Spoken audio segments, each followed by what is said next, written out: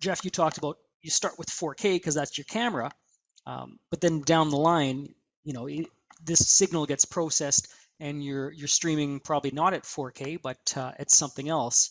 What does that signal flow look like, and what hardware is stepping down and doing format conversion? Are you using NDI format converters? Is that all within the switcher? Yeah, we're pretty much a TriCaster and BizVector Plus house for our switching solutions. Our encoding is actually going through Livestream Studios, which is a requirement from our client because Livestream Studio has some specific needs that they have specific needs that Livestream Studio handles with like Zixi software encoding, which is one of the things they use into their engine for distribution, final distribution. But we're 4K to the switcher. So we're going over NDI. We convert out of the camera because the camera doesn't have 4K out. None of the cameras nowadays, short of the Bird Dogs, but we don't use those. But the any of the Panasonic cameras, we have to convert it out. So we use different NDI converters, kind of like Meshwells is kind of we're landing on. We have a lot of new tech converters, of course, also. And then we convert it to NDI. Then NDI goes in our switcher. Out of our switcher is going to Livestream Studio, which is actually doing the encoding. And so that encoding is then, it is less than 4K, but the client wants 4K until that point. And so that's what they get when they paid for it. So that's kind of our workflow. And since we have that workflow in place, it helps us to be able to stream. It's not a matter of can we do 4K? It's just a matter of turning on the right profile when we're streaming out if we want to do 4K, and having, of course, the appropriate bandwidth and everything like that too. But that's kind of our workflow is we stay in the NDI world for the most part of it. Okay.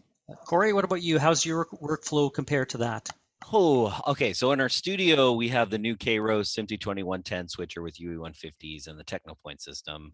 And so that's like our innovation switcher, right? Like, hey, we want to do SMPTE 2110 because we just want to spend a lot of money and it's awesome. And it is awesome and it's cool. But primarily we have a vMix workflow with Blackmagic here. And I think we're going to go through cameras later, but I can go through our whole camera chain line.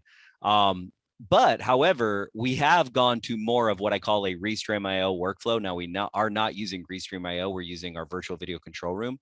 But so much of what we do now is we take the program, we'll encode it. We'll either use a Haivision encoder, a Videon encoder, or a Clearcaster encoder, or vMix, right? One of those four things primarily. Sometimes Livestream Studios, full disclosure, Jeff loves it when I say this, I develop a Livestream Studio. So little shout out to a end of life product that's still getting used in today's age. I think that's awesome. And so a lot of what we're doing is we're doing distribution in the cloud. We're doing it encoding, transcoding, transmuxing in the cloud. And so what that allows us to do is have remote and encoding monitors and encoding engineers. So when you have, for New Year's, for instance, we send our program into virtual video control room into AWS, and then we send it out to Twitch, YouTube, Facebook, Twitter, all destinations, live stream, the original live stream, etc. And so we're going more to that workflow because SRT does allow us to have, the reliability of that.